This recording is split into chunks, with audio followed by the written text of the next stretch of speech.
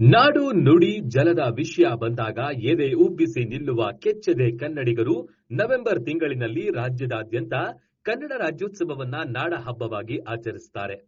ಇದೀಗ ಕೆಂಪಾಪುರ ಕ್ಷೇಮಾಭಿವೃದ್ಧಿ ಸಂಘದ ವತಿಯಿಂದ ಕೆಂಪಾಪುರ ಗ್ರಾಮದಲ್ಲಿ ಅದ್ಧೂರಿ ಕನ್ನಡ ರಾಜ್ಯೋತ್ಸವ ಆಚರಿಸಲಾಯಿತು.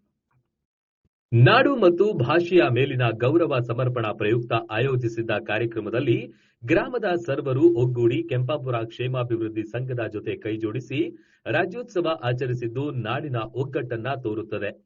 ಸಾಂಸ್ಕೃತಿಕ ಕಲೆಗಳಿಗೆ ಹೆಸರಾದ ಕರ್ನಾಟಕದ ಕಲೆಗಳನ್ನ ಆರಾಧಿಸಲು ಗ್ರಾಮದ ಮಹಿಳೆಯರು ಒಟ್ಟುಗೂಡಿ ನೃತ್ಯ ಪ್ರದರ್ಶನವನ್ನ ನೀಡಿದ್ರು.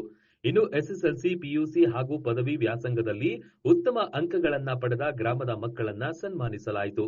ಕಾರ್ಯಕ್ರಮದಲ್ಲಿ ಪಂಚಾಯಿತಿ ಮಾಜಿ ಅಧ್ಯಕ್ಷರಾದ ಹಾಗೂ ಕೆಂಪಾಪುರ ಕ್ಷೇಮಾಭಿವೃದ್ಧಿ ಸಂಘದ ಹಾಲಿ ಅಧ್ಯಕ್ಷರಾದ ಕಿರಣ್ ಕುಮಾರ್, ಉಪಾಧ್ಯಕ್ಷರಾದ ರುದ್ರೇಶ್, ಗೌರವಾಧ್ಯಕ್ಷರಾದ ಹೊನ್ನಪ್ಪ, ಖಜಾಂಚಿಗಳಾದ ರಾಮಲಿಂಗಪ್ಪ, ಅರುಣ್ ಕುಮಾರ್, ಅಂಗಡಿ ಚಂದ್ರು, ಅಪಾರ್ಟ್ಮೆಂಟ್ ಸಂತೋಷ್, ಉದ್ಯಮಿ ಸೋಮಶೇಖರ್, ಸವಿತಾ ಸೋಮಣ್ಣ ಹಾಗೂ ಸಂಘದ ಎಲ್ಲಾ ಸದಸ್ಯರು ಒಳಗೊಂಡಂತೆ ಗ್ರಾಮಸ್ಥರು ಭಾಗಿಯಾಗಿದ್ರು.